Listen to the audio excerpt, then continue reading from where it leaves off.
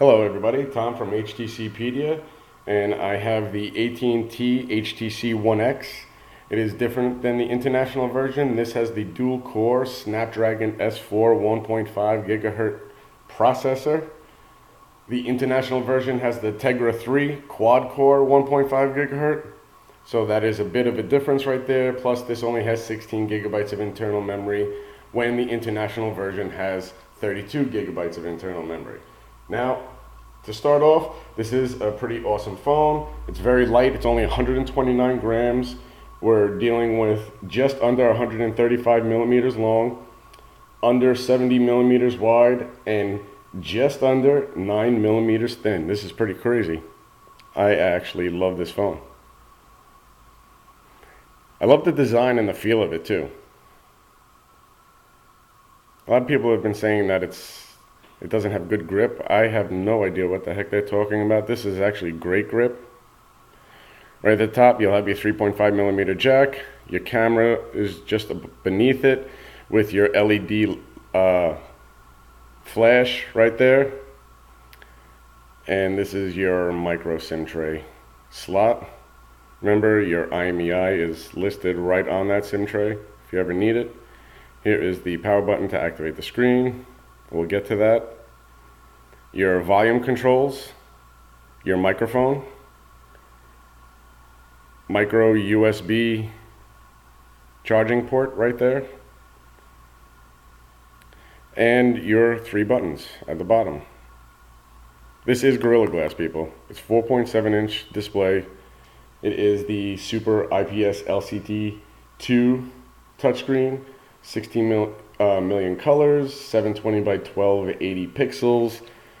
Like I said, it's 4.7 inches, and it's 312 ppi.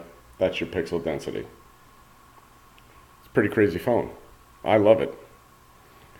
All right, some of the new features in this phone. Well, number one, I set it up to have the weather right there when I turn on the lock screen. Love that. Now, I turned on the brightness to try to make it easier for you guys to see. Now, the quick launch, I love in the new HTC Sense 4.0. Like if I want to get right to the camera, I could just put my thumb right on the camera and drag it to the circle, and boom, I'm right in the camera. Just like phone, messages, internet. Now, you can change up those right there. I mean, you can put whatever you want on as your quick launch. Boom, right into the camera. I love that feature. Most of the time you're fumbling around looking for the camera app if you don't have it right on your home screen. But now you can just activate it right from the lock screen, which is pretty cool. While I'm on the camera, love this SLR type technology in the new image sense. You hear that thing ticking away? Love that. I mean, look at all the shots. Action photography on a cell phone has definitely stepped it up. Now, when you video record in HD, you can also take pictures at the same time. So boom, there I took a picture. Another one. And it's continuous. I mean, you can just keep doing this. And during playback, you can do the same exact thing. Of course, it's easy to upload the pictures to Facebook and stuff like that. That's not a problem. Okay, now there's only a few things that I want to say about the internet.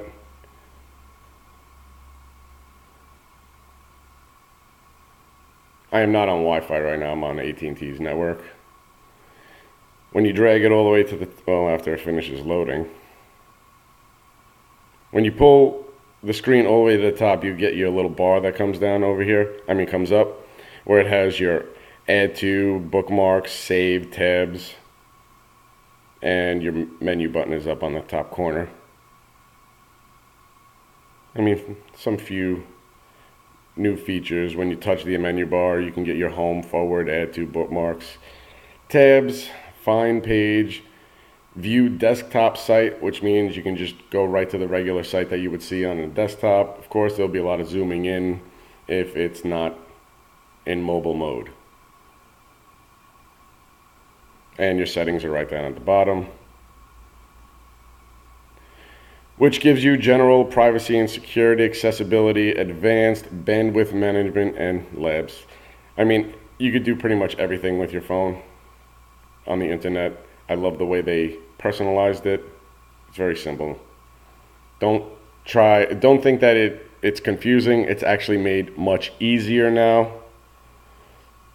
Even the applications page, you'll notice at the top there's a search button. You can search your applications, go right to the Play Store right from your applications page, and then there's a menu button, of course, which, you know, you can sort them in a different way, manage your apps, edit tabs, share. And across the bottom, you have all, frequent, and downloaded. So, I mean, they have made it much easier. You can see the fluid motion too. It's very touch sensitive. Let me show you a little system test, third-party app.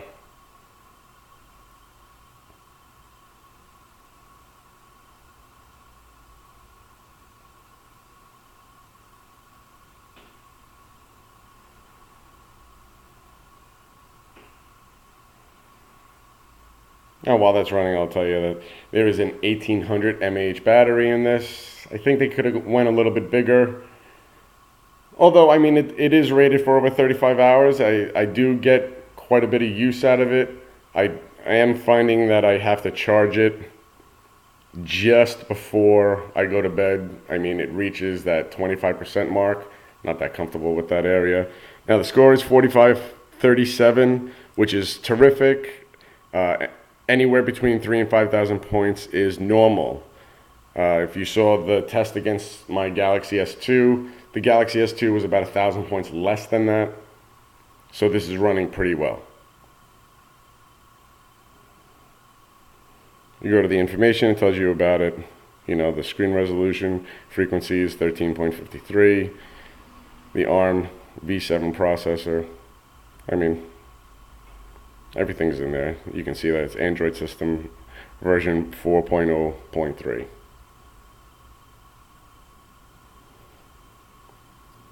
Okay. I mean, you can personalize it. This is not the clock that comes with it. This is the clock that I get. It is a Sense clock. It tells me what's going on with my phone. Like right now, I'm under 200 megs of RAM. The weather's still there. It tells me how much memory I have left. You can find that app right on the Google Store, the Play Store. Okay, a few more bits of information on here. Your pixels for your camera, they're very high on these pictures. I mean, you might want to adjust it to save some memory space. It does go up to 3264 by 2448 pixels. That is crazy. There's autofocus on here, geotagging, face and smile detection, and it records at 30 frames per second in stereo sound. It is a crazy phone, people. I am not kidding you. The only problem that like I said, was the battery issue. But other than that, you can tell. I mean, look at the picture from behind. It's very detailed. You can actually see the little leaves and stuff on the bushes. HTC outdid themselves with this phone. Later on, I'll be doing the comparison against the Galaxy S3, so keep an eye for that. Thank you guys very much. This wasn't really a full review, but it did give you more information than you would expect. Have a good one.